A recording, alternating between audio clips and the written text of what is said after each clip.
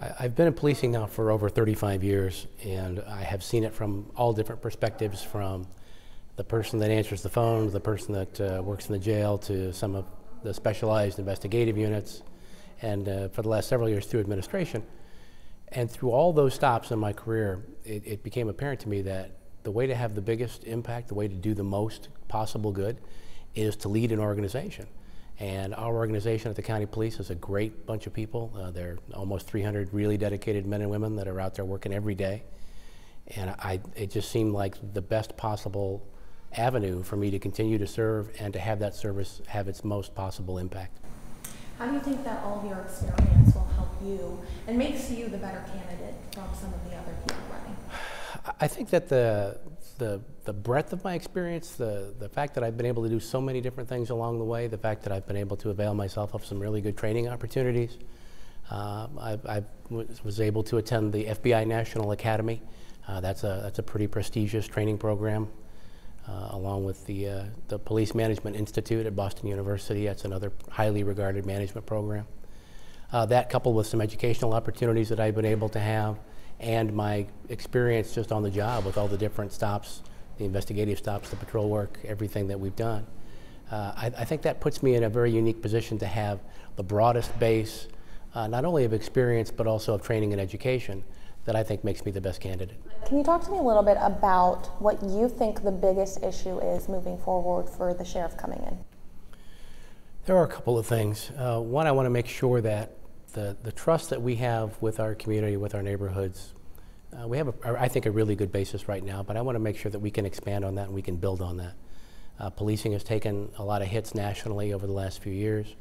We have been fortunate here locally, and especially at the county police, that hasn't really affected us a lot, but that's the kind of relationship that has to get worked on and has to get expanded on. It has to be maintained. You can't just take it for granted. So we have to be out there every day earning that trust from the people of St. Joseph County.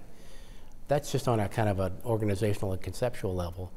Operationally, we have a couple of big problems in terms of there are pockets throughout the county, most of them in cities, but there are some here and there where we still have some significant crime problems. And we're going to have to, I think, reallocate the resources that we have and target those problems specifically. I think the task force approach that we have taken with homicide and domestic violence and some of the other programs has been very successful, and I think we can take that same approach and form that same kind of task force to attack some violent crime problems that we have. And if we can intervene in the lives of some of these kids early on, then I think we can keep them from developing into the violent offenders that you've seen our communities have problems with. So I think continuing that partnership and hopefully expanding it is going to be key in us being able to attack the whole issue of the juvenile violence problem as they become adults, and that violence just gets worse and just permeates throughout the community. Mm-hmm. When it comes to staffing, I know the county police are no different than most police forces throughout the United States, really. How are you going to approach recruiting more officers to the county? Policing, to a very large degree, is kind of a hometown sort of a thing. A lot of people who wind up in this business are, myself included, policing in our own home communities. We have to sell that a little bit more, that policing is a service that you are providing to your friends, your family, your neighbors. It's the original hometown human service. And I think we have to reach out into all of our communities of color, our communities that have not traditionally thought about policing as a career, and show them that it's not just law enforcement. When I talk about this topic, I tend to call it policing and not law enforcement, because policing is so much broader and so much more descriptive of all the things that we do. There's a lot of problem solving, there's a lot of community involvement and engagement. There's a lot more to this job than there is the cops and robbers, lights and sirens part. That's a part of it, and certainly it's an important part, but it's by no means the biggest share, and sometimes not even the most important of what we do to keep everyone in our community safe. So I think if we can make that kind of a sales pitch to our own folks, I think we can get more of the applicants that we need, more of the kind of candidates that folks want to be policing their home communities. Do you think that comes with building that trust? It absolutely does. It starts there. If you don't have that trust, if your organization doesn't enjoy that trust with the community, you can't expect qualified applicants to want to join up with that kind of an organization. So you have to have that trust first. That trust, I think, starts at the top. And I think it starts with our people every day, even in their routine encounters with folks, being approachable, being open. Our operation should be transparent. If you want to know about a policy at the county police, you should be able to ask us about it, and we'll tell you about it.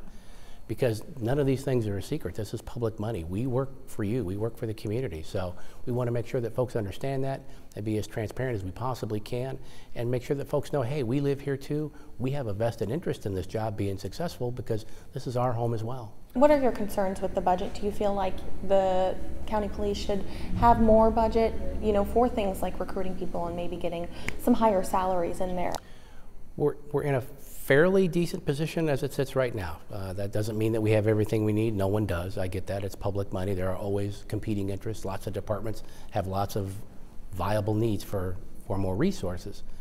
What concerns me is the fact that the full impact of the tax caps and the fiscal cliff that Indiana has looming on the horizon, St. Joseph County's done a pretty good job of preparing for that. I think we're going to be okay, but until all those things have fully taken effect, we really just don't know.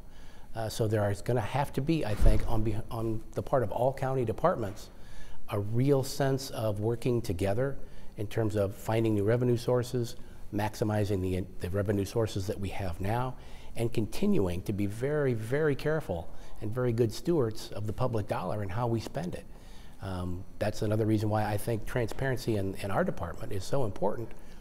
It's your money. We spend about $20 million a year of tax money. You should know how we're spending it and what we're spending it on, and we certainly want to be clear on that. But we recognize that there are some financial challenges ahead, and I think that's going to take some skilled budget hands to guide us through that. Do you think that these South Bend police tapes are going to come into play when it comes to people voting? I know the issue has been talked about throughout the primary season.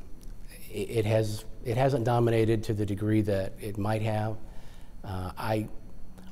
My personal opinion is I think it detracts from a lot of the really serious issues that we need to talk about, so that's why I've stayed away from it.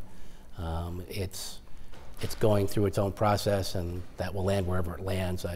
I just feel bad that it has cost as much money as it has cost, and that it has distracted as much as it has from the important issues that we should be talking about.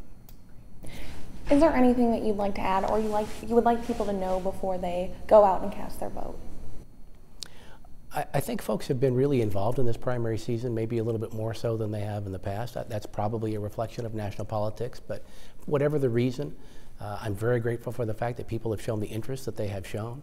I think the more informed and the more involved the electorate is, the better decisions they'll make.